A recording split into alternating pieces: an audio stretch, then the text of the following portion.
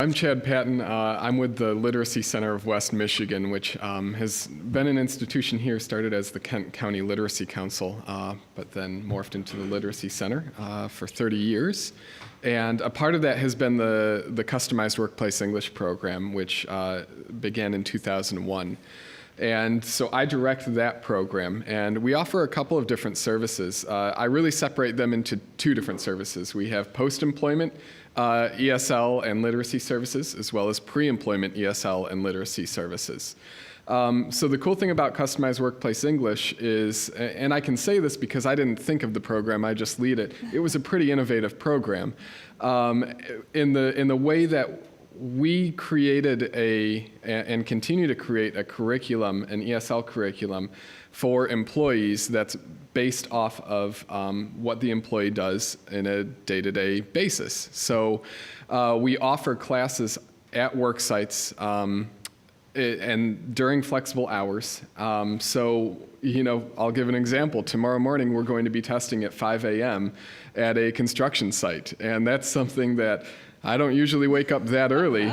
I'm not looking forward to it, but it's something that that we do because we want to make sure that when we're providing literacy instruction, that we're doing so in a way that makes it easy for both the employer and the employee. And when we do it that way, it creates greater gains. And so that's really kind of the extent of our post-employment. I've been here with the Literacy Center for about a year, and a part of that has been just me figuring out how to grow the program, and another part of that has been I don't say no too often. And so that's really been fun to take it and listen to a lot of the employer needs that are out there, and we've been active in doing that. So I look at it as kind of a three-step process. We speak with employers, we speak with employees, and we figure out what the needs are. I just looked at some recent statistics that said that we have 10% of the population the adult population in West Michigan that does not have a secondary credential, whether it be a high school diploma or GED. Now, if you think about it, we're at, and I think the number, although it fluctuates at times depending on who you're talking to, but the percentage of unemployment right now is 4.2%.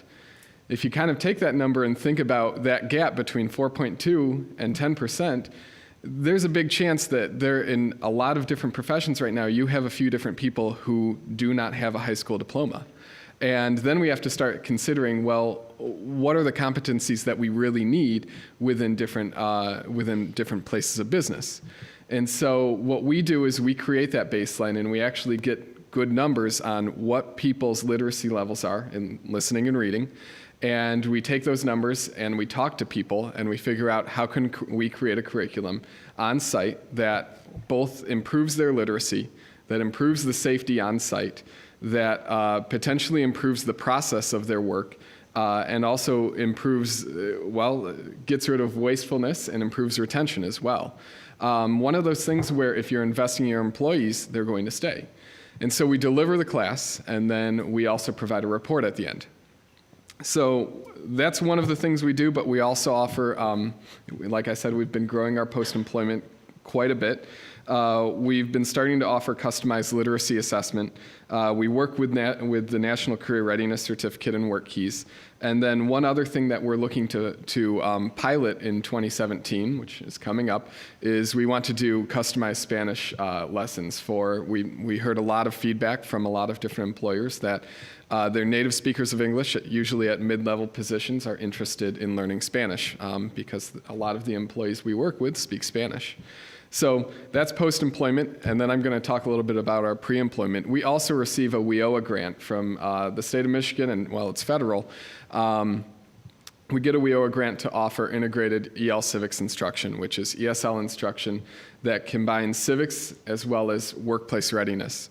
And we've been doing some pretty cool things that have really expanded off of that. We worked with MTech to provide the bilingual contextualized ESL program, and it was contextualized to machine CNC, and are really trying to find ways to expand that to other sectors as well, as John said in the last, when he was talking in the last section.